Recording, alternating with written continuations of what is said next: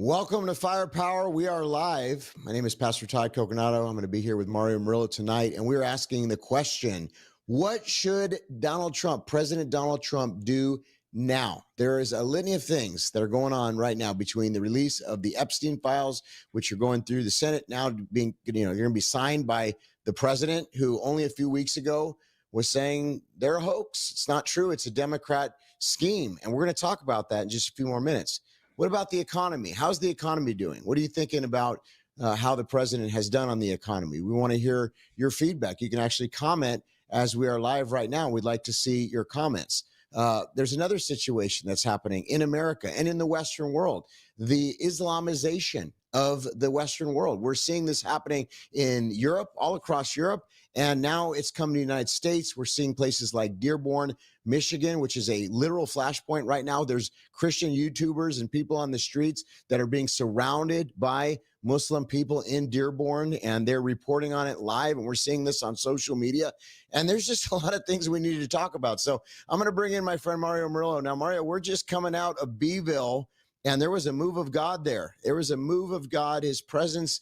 I mean, I can't even explain what just happened in that tent in Beeville. And you spoke there 2 days and saw miracles and signs and wonders happening. Welcome to the show, my friend. Well, thank you, Todd. I think that Beeville was something that was the direct obedience of God. And we went there because of my niece, Rhonda Garcia, and Pastor Jesse Berthold of the New Life Church in Beeville. And let me tell you something. They have a natural disaster that's about to happen without a miracle because they've had no water, no rain for the longest time. I understand now, that there is rain starting to fall. I may be wrong, but we're live this Wednesday night.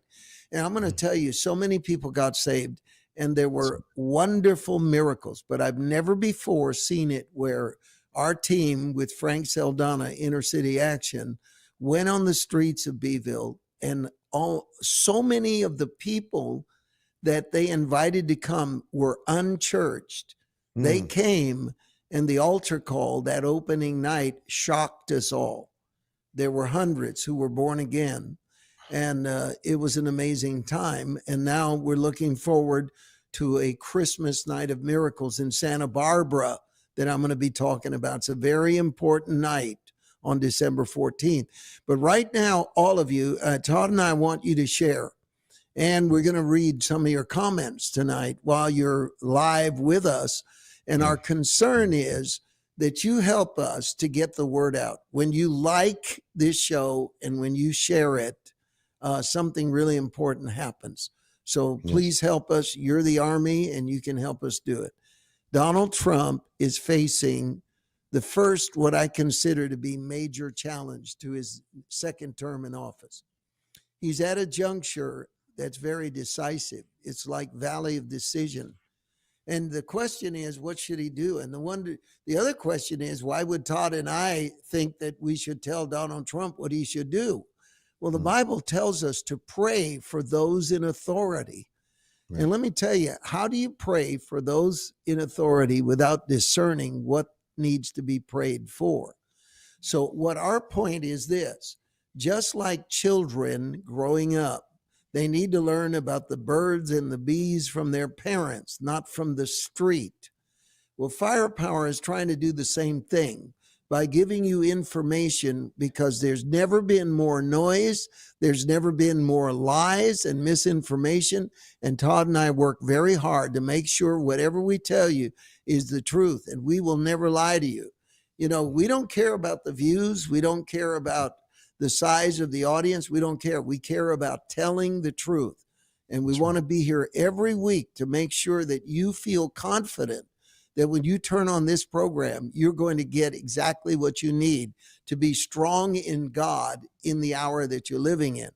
And we have a lot invested in Donald Trump. We voted for him. We prayed for him. We believe God to touch him. And now he's facing what I feel is the first real major challenge, is the 4 items that you mentioned. And we're going to show something about the Epstein Files, but already you can feel the frustration that people don't think the Department of Justice is doing their job. And you'll kind of see that in the video we'll show in a while. I want to run that video, and then I'm going to ask Todd a very, very important question. So let's run this video with Pam Bondi and listen. You can feel the reaction that people are going to have to this. So here it goes right now.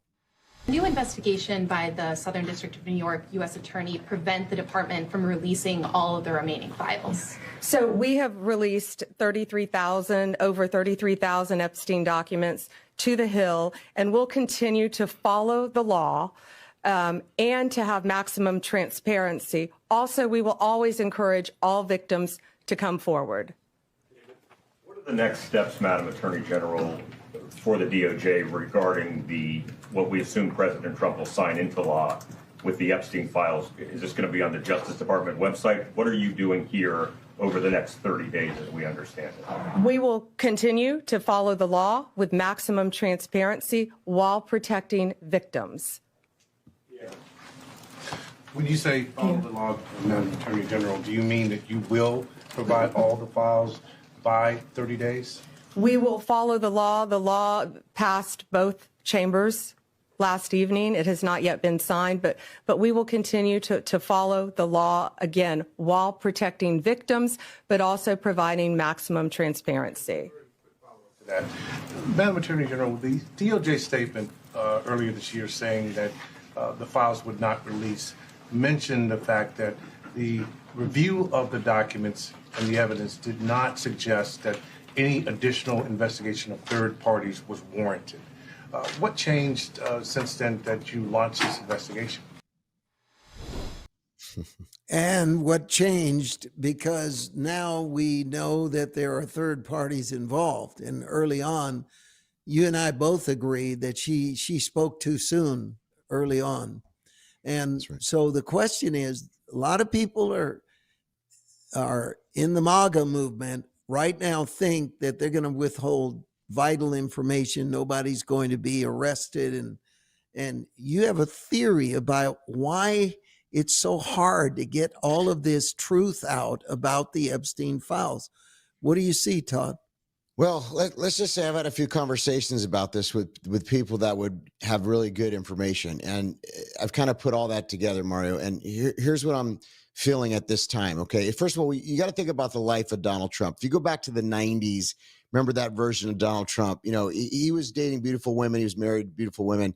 He was not the kind of guy. We've never seen him have a character where he would be with like 15-year-olds ever. We've never seen that version. It just doesn't fit his character, doesn't fit the persona of Donald Trump ever since he's been in the public eye. Now, could that be a possibility? I'm not saying it couldn't be, but it doesn't seem to be who he is. Okay, so there's been a case that's been built against him, and we noticed that the Democrats, they had control of under the Biden administration, they had the ability during that period of time to release these Epstein files, which you didn't hear a peep from them. In fact, it was something that on the right folks were saying, and the left was avoiding it. Now that changed after President Trump became president. And what my theory is, to your point, and I could get a lot into this, but I'll try to just keep it at a high level, is it's a chain of custody issue. So there are files. Obviously, Ghislaine Maxwell is currently in jail. Jeffrey Epstein was until whatever happened to him, and we don't exactly know. Either he, killed himself or something else happened to him. But bottom line is he's supposedly no longer around. But they both went to jail for something. Okay, so we know there's obviously a case. There's been grand jury investigations. There's been grand jury speaking. So there's definitely crimes that have been committed. There's multiple victims that have come forward. I come from Hollywood. I know this type of thing happens. It's very pervasive in Hollywood. People know that that's going on. And Epstein was one of those guys where people knew in the elite circles that this was happening around him, whatever your theory is on who he is. So that being said, I think the chain of custody is the problem. I think during the Biden administration, the DOJ under Biden got a hold of these documents. And I think, okay, this is where I'm at now, and it's taken me a while to come to this conclusion. I think when President Trump came out and said this is a hoax, it's like Russia Okay, you got to listen to what the president has been saying. He's alluding to the point that this is a similar scenario to what happened with what we now know is a debunked theory of the dossier and the paid for by Hillary Clinton campaign and so on about Russiagate.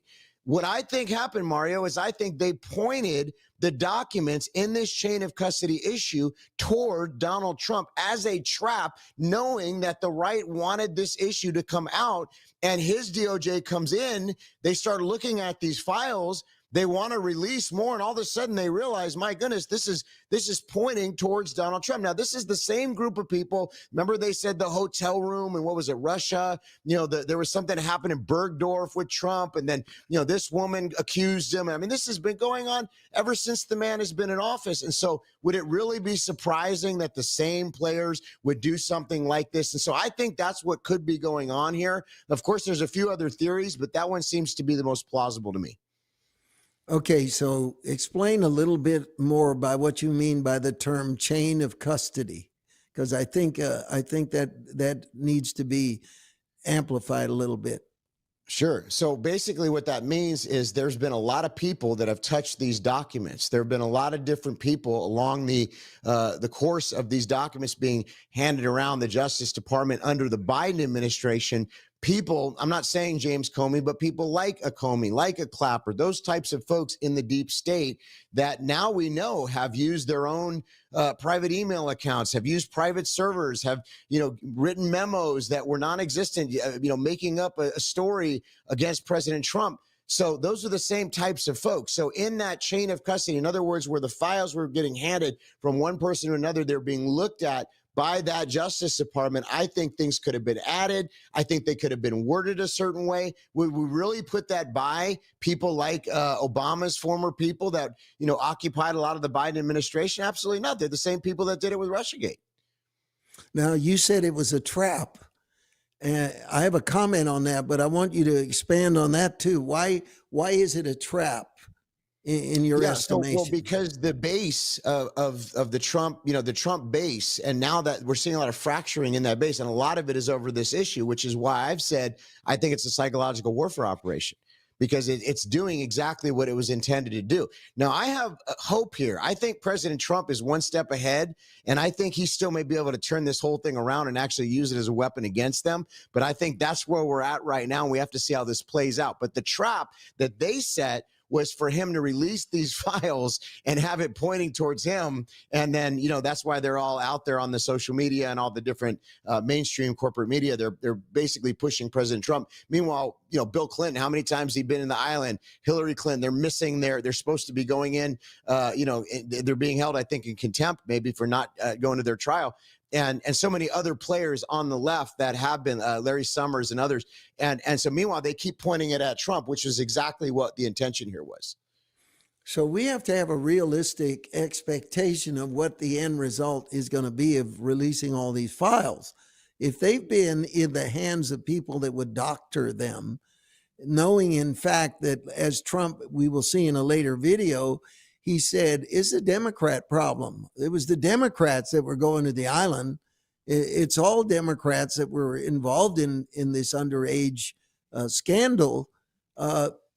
So do we need to kind of be realistic of what to expect? I mean, how much justice can we expect from thousands and thousands of pages of things that were in Democrat hands for 4 years? So yeah. I didn't know I was going to ask you that. But what do you think should be our realistic expectation in this, Todd? Well, it all really depends on which theory it is. If this is President Trump, it could be a Streisand effect, but it could be him actually wanting. Can you imagine a guy that could actually get the Democrats to ask for the Epstein Files to be released when this is the same group that didn't want to release them in the last administration? How did they take a complete different stance? So maybe in his baiting and his 4D chess that some people say, maybe he actually intended for this to be the case, and then they actually do bring forth a lot of evidence. We're already seeing people being implicated into this. But the challenge is whether it's theory one, where it was set as a trap for him, and then he's just trying to maneuver through this in a way that doesn't really cause any more division in the party, or number two, where he actually knew that all this was going on and has something set up for them. So I think realistically, here's the problem, Mario. There's probably people implicated on both sides of the aisle. I'm talking about rhino Republicans and corrupt people. Right. And the left is going to word that they're going to come out and say that the right doctored it. And the right's going to say the left doctored it. So pretty much wherever you live in your beliefs, most likely there's not going to be too many people swayed. And I think a lot of people have unrealistic expectations about what's going to come out. But there's always the wild card where there actually is some major story here that all of a sudden breaks and it could be a game changer. So we'll have to see how it plays out. You know, one of the things too that we're talking about is during the government shutdown, the Democrats were absolutely sure that they could sell America on the idea that Donald Trump had shut down the government. And so Donald Trump knew that if he waited long enough, the heat would be turned up so high on Democrats that they would have to capitulate without getting anything they wanted. And that's exactly what happened. There's something about the about face that Donald Trump did. You know, he said, you know, it's a distraction. Let's not release them. And now all of a sudden he said, man, I want him out. And they tried to accuse him of not wanting him out. That's where I'm kind of putting my feeling is there's something in there, and we're about to find out about it. Well, and so let's look at this next video, because we're saying that we want to know what Donald Trump should do. And here he is. Let's look at this. Here's what I want. We have nothing to do with Epstein. The Democrats do. All of his friends were Democrats. You look at this Reid Hoffman, you look at Larry Summers, Bill Clinton, they went to his island all the time, and many others. They're all Democrats. All I want is I want for people to recognize a great job that I've done on pricing, on affordability, because we brought prices way down, but they're going way lower, on energy, on ending 8 wars, and another one coming pretty soon, I believe. We've done a great job. And I hate to see that deflect from the great job we've done. So I'm all for it. You know, we've already given 50,000 pages. You do know that. Unfortunately, like with the Kennedy situation, with the Martin Luther King situation, not to put Jeffrey Epstein in the same category, but no matter what we give, it's never enough. You know, with Kennedy, we gave everything and it wasn't enough. With Martin Luther King, we gave everything and it's never enough. We've already given, I believe the number is 50,000 pages, 50,000 pages. And it's just a Russia hoax as it pertains to the Republicans. Now, I believe that many of the people that some of the people that we mentioned are being looked at very seriously for their relationship to Jeffrey Epstein. But they were with him all the time. I wasn't at all. And we'll see what happens. What I just don't want Epstein to do is detract from the great success of the Republican Party, including the fact that the Democrats are totally blamed for the shutdown. You know, they cost our country hundreds of billions of dollars with that, at a lot of inconvenience. So I'm for any, I don't, they can do whatever they want. We'll give them everything. Sure, I would. Let the Senate look at it. Let anybody look at it. But don't talk about it too much, because honestly, I don't want to take it away from us. It's really a Democrat problem. The Democrats were Epstein's friends, all of them. And it's a hoax. The whole thing is a hoax. And I don't want to take it away from really the greatness of what the Republican Party has accomplished over the last period of time. You know, here's something very important. I'm going to ask you a question. It's very important for the MAGA people, you know, MAGA, listen up.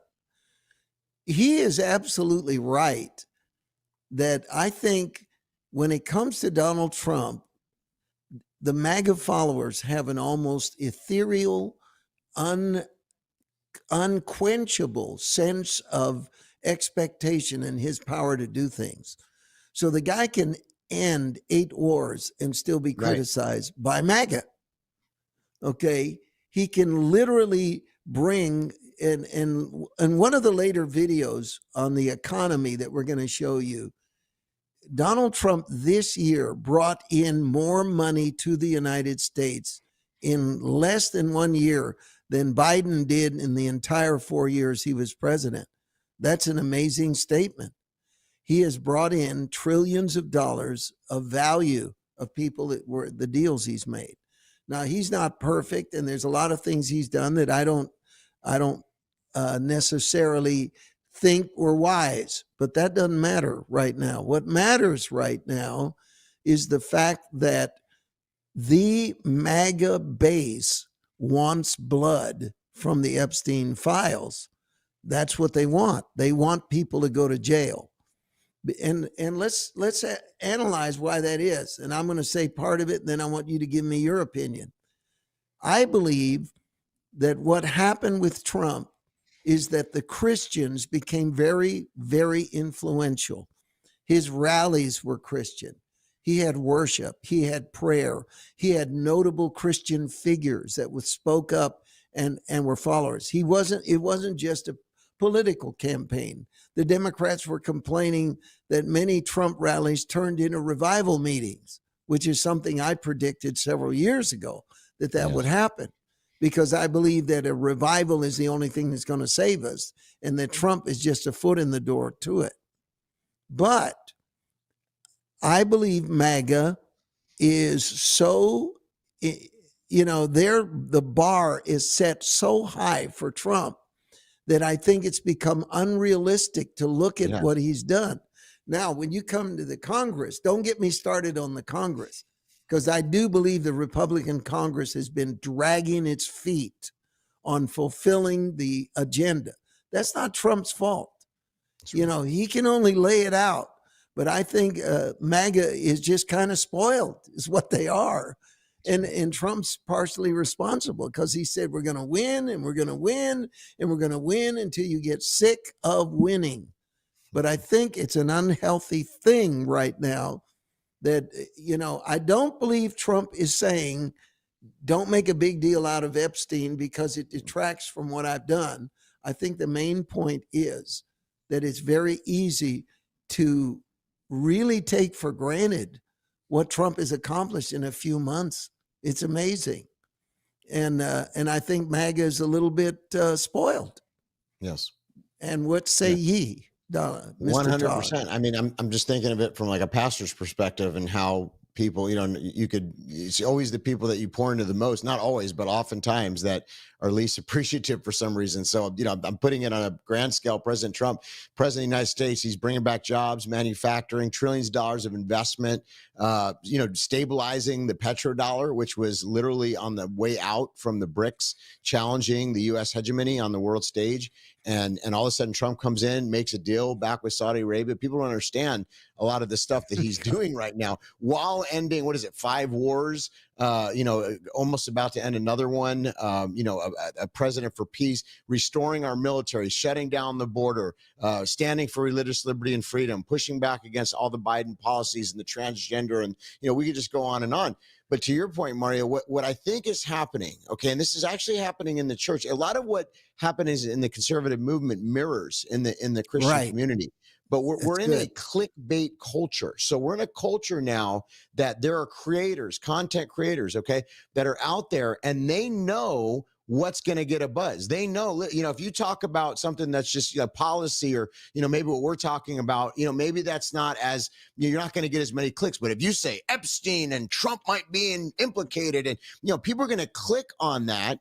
And that actually draws people to watch some of these podcasters and broadcasters. And I honestly think that there's an effect of that that's now reverberated throughout the MAGA movement, to where uninformed, because see, everything that you said made complete sense to thinking people. What you said was, if somebody has an informed position, they're going to be like, yeah, absolutely. And by the way, I absolutely want to see criminals and corrupt politicians go down. I've been very vocal about that. I think it needs to happen in this sweet spot right now, even before the midterms. Things need to start happening on a grander scale, and I'll be the first to say that. But to your point, Mario, I mean, what's the alternative? This is the question that I pose to everybody out there right now.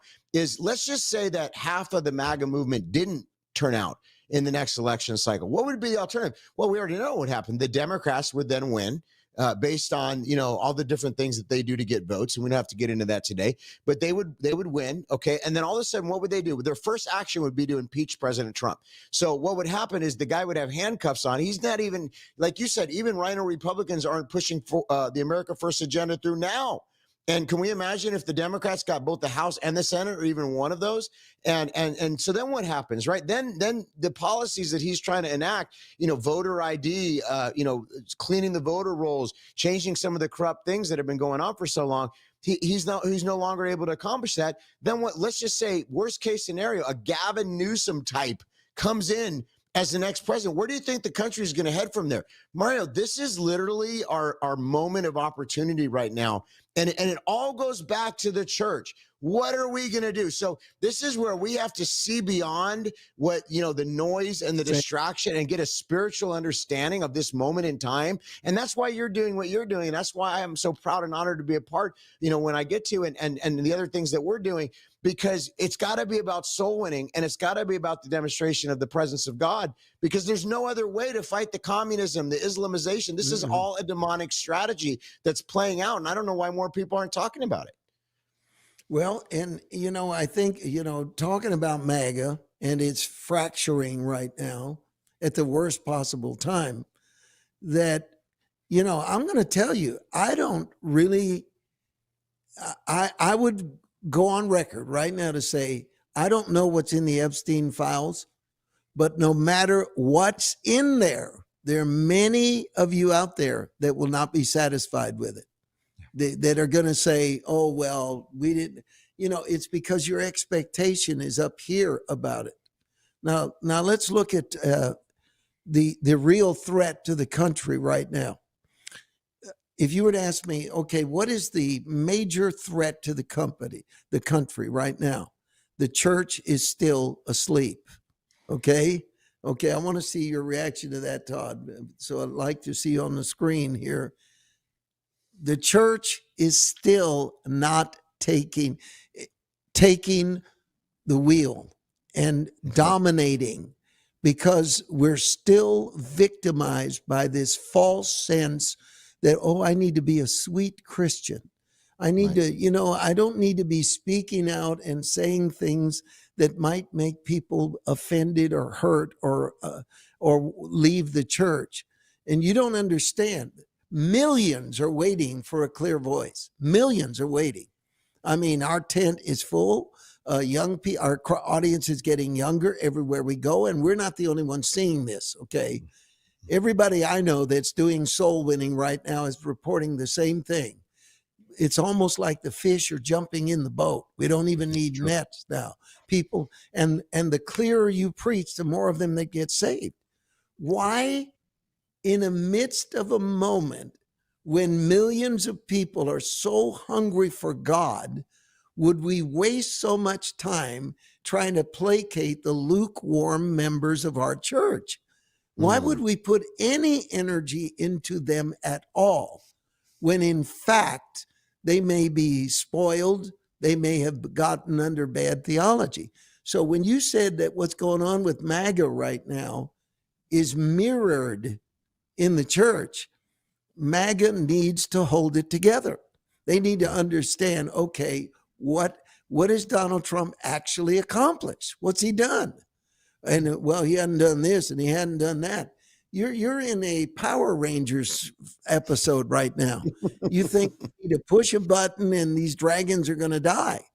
The man has been in office a few months and is already, and let me give an example. There's no way, this is very important. There's no way Donald Trump is going to get credit for what he does.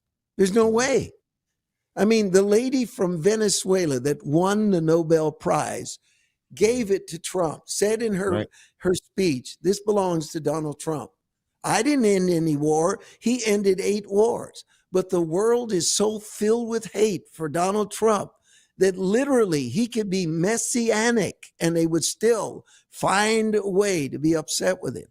And now it's drifting into MAGA. Like, why? We're not getting all the names we need. I think we're going to get more than what we fear. We're not going to get nearly as much as we might hope, because our bar of expectation of what Epstein's files were supposed to do to the left is going to be sadly disappointing. And we got a lot bigger things to concern ourselves with. The rise of Islam. I mean, how could 1 million New Yorkers vote for Zoran?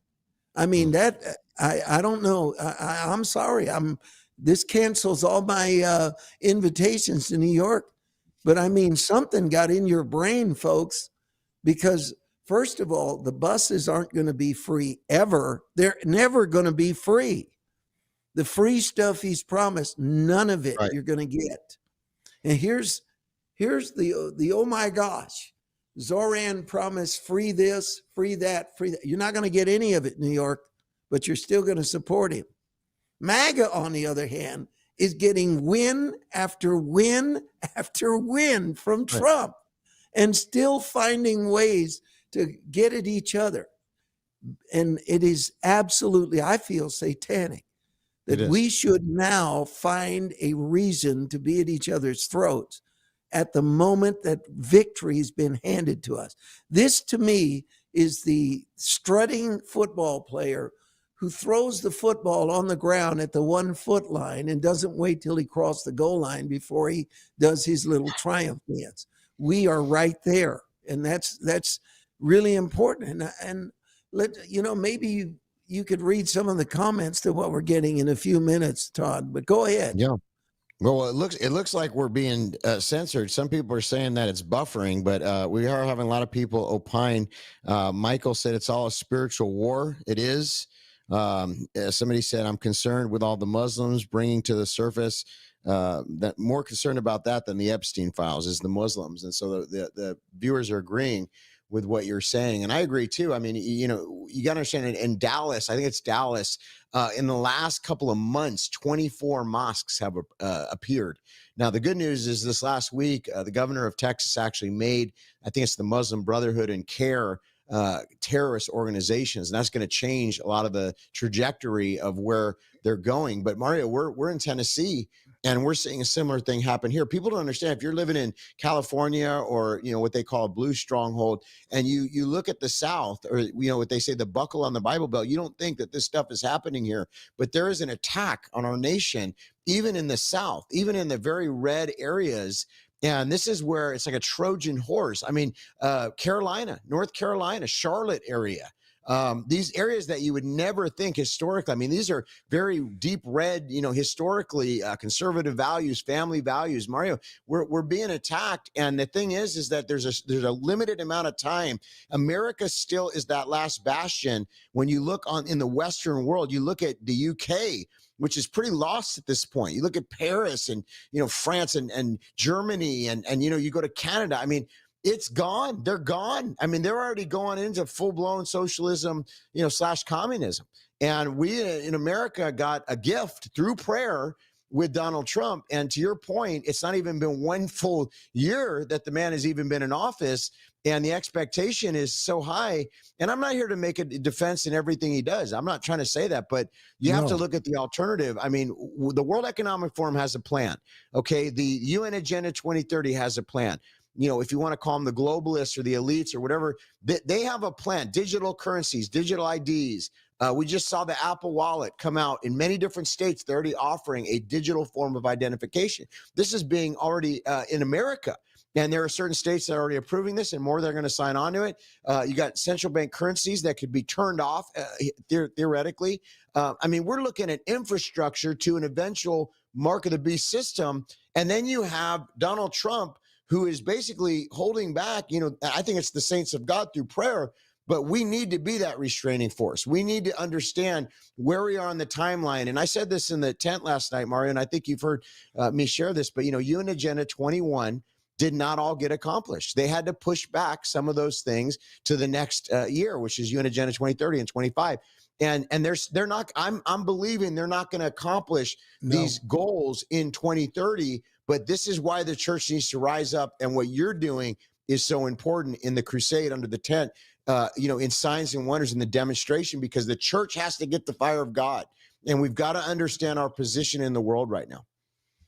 There were two people and they had a foot race and a guy lost. And so his girlfriend asked him, how did the foot race come out? And he didn't want to admit he lost. So he said it this way. He said, I came in second and the other guy came in next to last. Now, let me tell you what that means. That means that our enemy wants to turn our wins into failure and to turn our breakthroughs into things that aren't real, so that we look at the wrong metric for an understanding of where things actually are. For the first time in 15 years, church attendance has stopped leveling off and has reversed course. The primary source of that is Gen Z young men. Bible sales are up. You cannot open the internet without reading a report of an NFL team having a prayer meeting, a college championship team having prayer meetings, and people gathering on university campuses everywhere to seek God. How quickly we forget the Charlie Kirk effect, which is still in effect.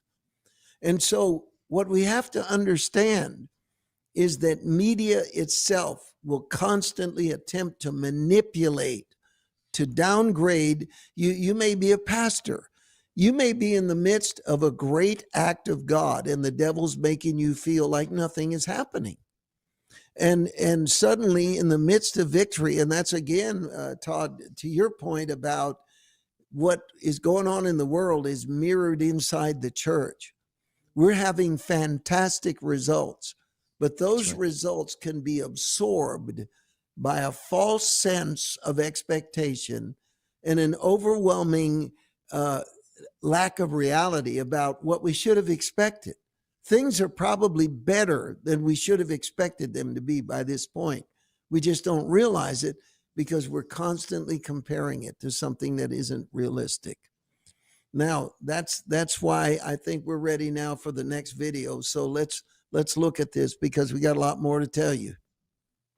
Oh, what do we have here? Marjorie Taylor Greene coming out today, escalating the battle with MAGA base and President Trump, and basically alluding that President Trump is a traitor, serving foreign countries because he's trying to solve world peace.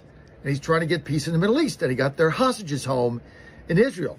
And he's trying to stop the killing in Ukraine and Russia from the Russians. He's trying to stop wars. He's trying to get peace.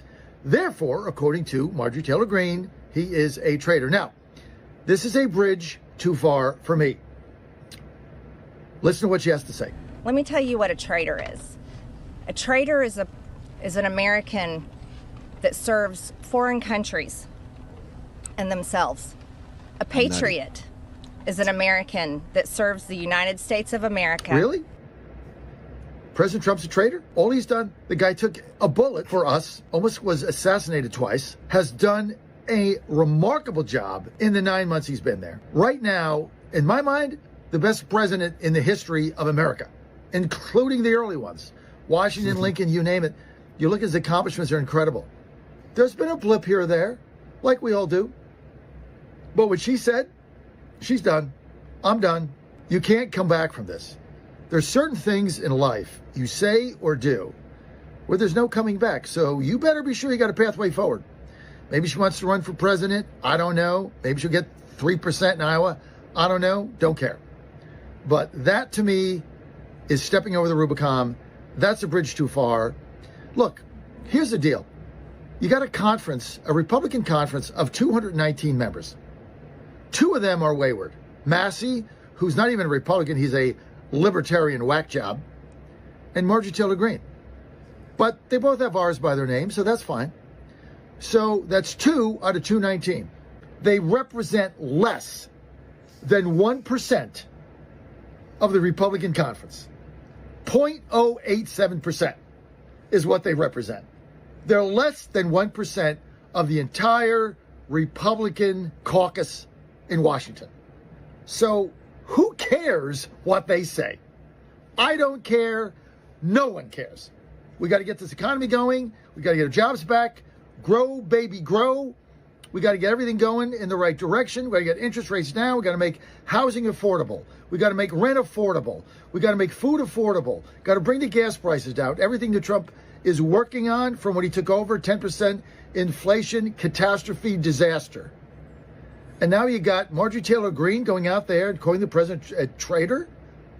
He took a bullet for us. Did you? I don't think so. He did. Almost got assassinated twice. President Trump had enough. I've had enough with her. I'm done. Have a nice life. Marjorie Taylor Greene, nice to know you. Thanks for everything. Don't let the door hit you in the butt on the way out. Here's your hat. What's your hurry? I, for one, am done. Well, He's done. I wish he would stop beating around the bush and tell us what he thinks of Marjorie Taylor Greene. But apparently, well, here's the problem and why, we ran that video. We're not trying to be mean. We're not trying to be insulting of anyone. No, but it is important to understand this. Stopping World War III is a pretty good America First policy. Yeah. Okay, I'm going to say that. And if you don't think so, if you don't think that the bad guys are about to kill us or that we shouldn't at key points, and the thing is, I don't want us being neocons starting endless wars that never end. I don't want it. We shouldn't send our youth into wars except under the most absolutely valid reasons. But those actions have prevented, Donald Trump's actions in these wars has prevented an escalation, and that's valid. But to his further point is, I don't disagree. I feel emphatically right that it is the economy. The economy Yes. is what we have got to start focusing on and getting prices down. And I think we're heading in that direction. Go ahead, Todd. Well, that's right. I mean, if you think of the policies that the president has done since he's been in office, everything is to bring back finances to the United States, to secure the petrodollar, to secure our position on the world stage militarily, to bring back America's prominence, its leadership on the global stage. I mean, look at the difference in how the world leaders treat President Trump versus Biden in the auto pen. So major, major difference. Let's talk about the mirror again with the church and with Donald Trump. The Bible says, my people die for lack of knowledge. And I think what's going on here is a lot of people don't understand what the president is actually doing. He is doing America first when he goes around the world, when he meets with Saudi Arabia, when he meets with these countries, because there's a lot at stake. Saudi Arabia was on the verge of joining the BRICS. They were looking into the BRICS and becoming part of BRICS Plus. President Trump has now slowed that, may hopefully stop that process, turned it around, getting a $1 trillion investment into the U.S. economy just from the Saudis alone. Now, I know there's always going to be people out there who say, well, I don't want to do anything with the Saudis. We've been dealing with the Saudis. Go back to the petrodollar. Go back to Nixon. Go back to, this isn't anything new. Some people have called them the custodians of the petrodollar. I mean, the whole system, when we went off the gold standard, basically went to the oil, and the dollar being pegged and oil being sold into dollars. So, I'm not saying that I agree with everything, but this is the system that we're in. And let me just say this, Mario, and if you could bring Mario back on screen. But, what a lot of Americans don't understand is that if we were to lose the petrodollar, and this has always been a concern because I know it's part of their overall agenda later. If you look at the World Economic Forum, they say that America will be one of many versus being the world superpower. So that's where they would like to go. And we knew that Obama wanted that. He, his wife or whatever you want to, she wanted it. I mean, that they all said that they didn't want America to be, the superpower that we are today. So President Trump is securing America's future, and the U.S. dollar, which we've already seen inflation. Okay, we've already seen a cycle of inflation. But if we lost the global standard as the reserve, we would lose. Many experts say 30% of the intrinsic value of the dollar overnight. Our buying power would just tank, and our ability to wage wars, our ability to project world dominance in military would be gone, because we wouldn't be able to do what we do now. So there are a lot of people, it's a lack of knowledge. And so they're just spouting stuff off and they don't even understand what's going on. And here we go with the next challenge that we need to face and answer, because you did a great job there, Todd. But let's run this next video right now. I hope you guys get your mojo back. This was once a great country. I want to see it great again. He's talking about you England. You guys are a husk of your former self. You guys, you can laugh and sneer all you want, but the country that split the atom and invented the steam engine and eradicated slavery and brought common law to the world can do a lot better than this.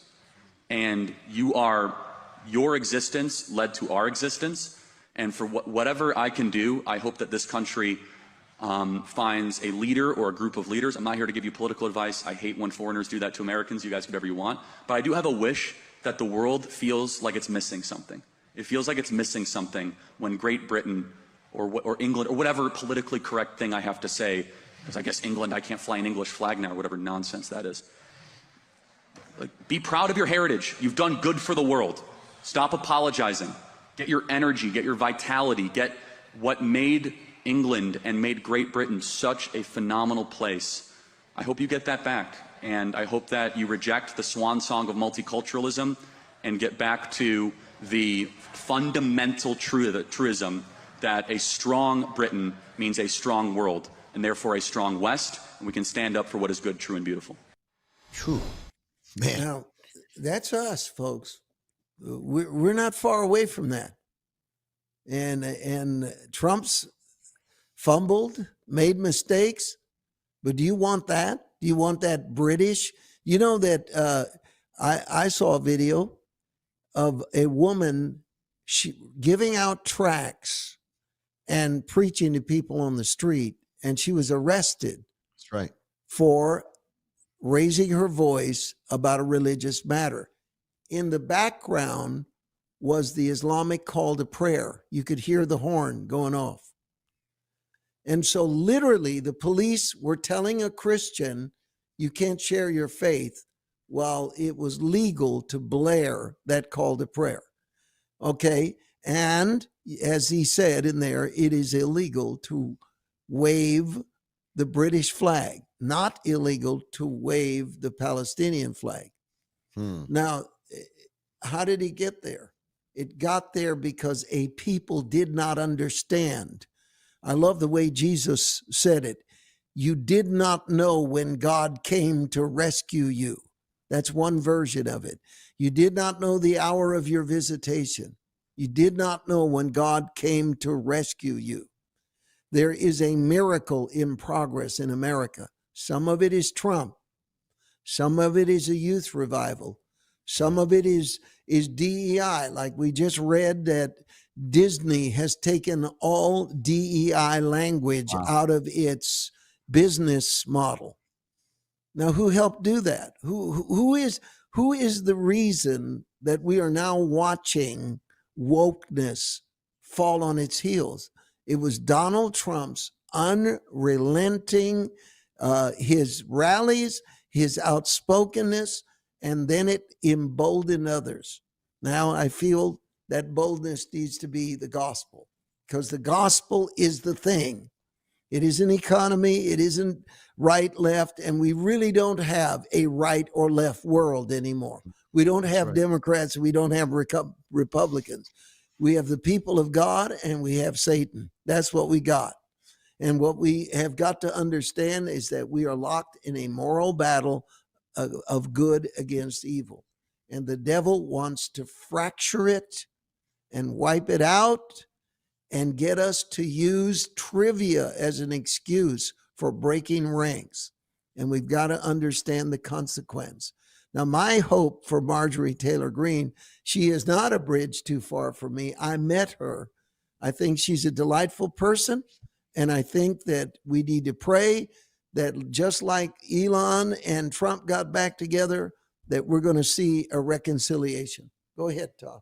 That's right. Well, I want to break some news just so you guys know we are live right now. We really appreciate your comments and also liking and sharing as we're broadcasting. But President Donald Trump has just signed the Epstein Transparency Act into law. So it is now the law of the United States of America to release these Epstein files. So we're gonna see something. There's gonna be some answers to some of the questions that we talked about, Mario, but that just broke right now. Well, this is a good time for me to make an announcement. People ask me about divine healing and miracles and all that, and how it began in our ministry. It was fought for, paid for, blood, sweat, and tears on some railroad tracks in Santa Barbara, California, back in the year 19, none of your business. I literally would walk on railroad tracks 7 miles a day, crying out to God to understand the supernatural. And it was in a small church in Santa Barbara that I first looked at a woman in the audience and became very aware of her sickness. And there is where it began. The very first crusade I ever did, the first public crusade that I ever did, was in the Libero Theater in downtown Santa Barbara. And that was an amazing opening. We had several hundred people show up. I was a little kid, stood on that stage, and the Holy Spirit has told me to go back to that same stage. He said, you're going to come full circle. Something big is going to happen when you stand on that stage. So we're announcing that on December the 14th, on a Saturday at 6 p.m., we're going to celebrate Christmas and a night of miracles. And for me, it's going to be full circle coming back to that stage. It's going to be an awesome moment, an awesome moment. And I want to invite you all to come that live in anywhere near it. And we are so used to now people flying across country to our meetings that I don't hesitate to say, wherever you're from, come. Now, I want you to know that I was going to ask Matt to run a video. And instead of that, I'd rather just go straight to the QR code. And while it's up, I want to explain something to you. I want you to scan this because that guarantees you a seat. Now, here's what you need to know. You're an insider. You're a VIP. You're watching Firepower, and this is not public yet. There's been no advertisements in Santa Barbara for the general public yet to come into this miracle service. So we want you to have the inside track, and here's what you want to do. Scan this, and then you will be able to reserve your seats for you and your group.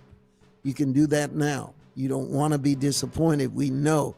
As of now, the auditorium is already half full, and we're still a few weeks away. So I don't want you to wait, and don't be disappointed. If you have any intention of going, use this code right now and register for a night of miracles. The worship's going to be amazing. We're going to mingle worship songs with the songs of Christmas. We're going to have an incredible, incredible night of miracles. So use that scan right now. Thank you. Thank you, Todd. Yeah, that sounds amazing. I mean, Santa Barbara is such a beautiful place, and just to hear the history and how the Lord used that city in your walk, and then now you're going back there. That's pretty epic. I already know it's going to be full, so I hope that folks do scan that QR code and make sure that they get seats now. Get them reserved, because if I recall, Mario, you had a meeting there not that long ago that was like overflowed, right? It was totally out the door. In July, and believe me, people were very skeptical. They didn't think we would have the tent full, and it was full. And the next time we do a Firepower, I'm going to have some footage from that crusade, because it was an amazing breakthrough. It was back in July.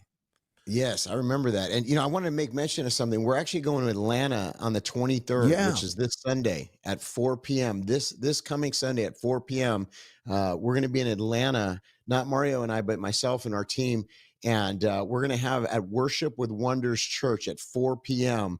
an event there. And if you're anywhere near Atlanta, we'd love to meet you. I'd love to shake your hand. I'd love to pray for you. And we're also expecting the Lord to move there in a mighty way. So 4 p.m. Worship with Wonders Church in Atlanta, the 23rd, this coming Sunday. And Mario, I just, hey, look at this. Matt's got it. Okay. That's our Atlanta meeting right there. And we're excited. Mario, as I sit here and we talk about these things, I have hope. And I want to make sure that everybody understands we have tremendous hope. And here's why. To your point earlier in the broadcast, the young people that are coming up to the altar, the hunger, the shift in demographics, even in the last couple of months, in Beeville, the hunger was off the charts. I mean, the group that was there was just ready to receive the word of the Lord.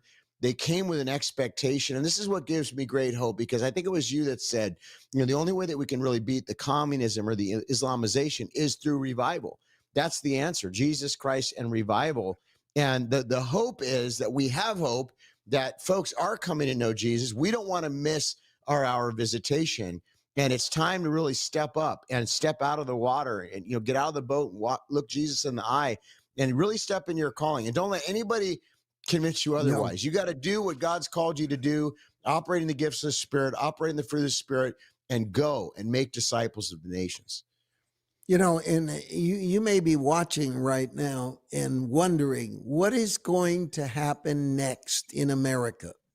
And you know what I'm going to tell you? The Bible is your friend. Prayer is your friend. And you got to understand there are a lot of prophets online, and they want you to depend on them for a word to understand what is going on right now. Thus saith the Lord.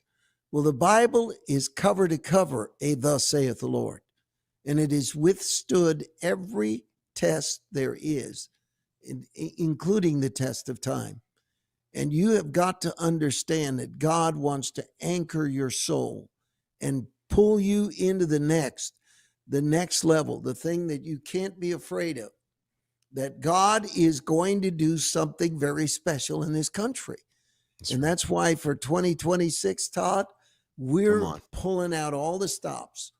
Our first crusade next year is going to be in California, in San Bernardino, and there will literally be thousands and thousands of people going to that crusade that are not saved, that are in gangs, on drugs.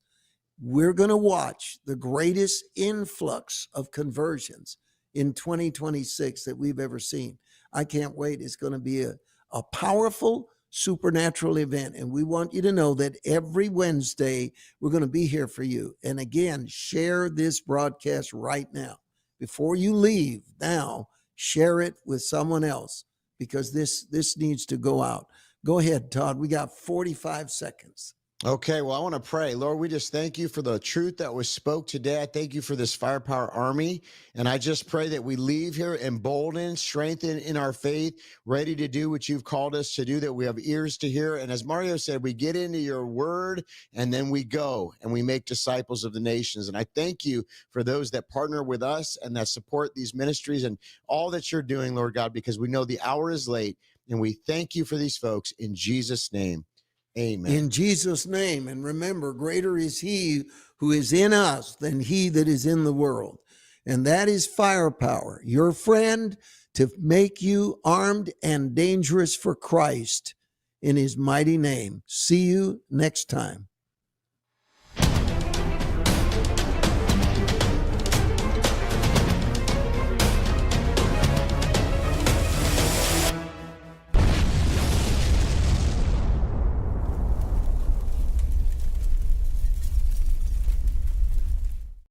Well, Merry Christmas. This is Mario Murillo. It's not too early to say it. You see the Libero Theater behind me?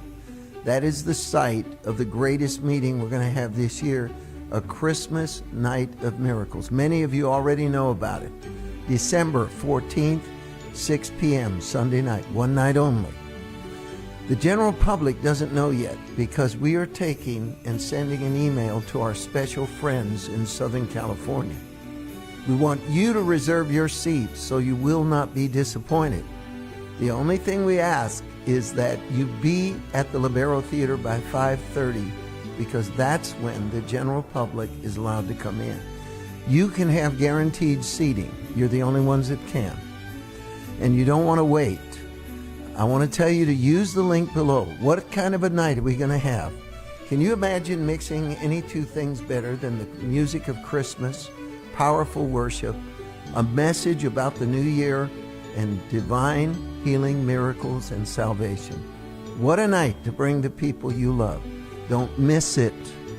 Take a moment right now. Reserve your seating by using the link below. I know you will not regret it. Let me say it one last time. Sunday night, December 14th, 6 p.m., in the famous Libero Theater in downtown Santa Barbara. Use the link now. Don't wait. Merry Christmas.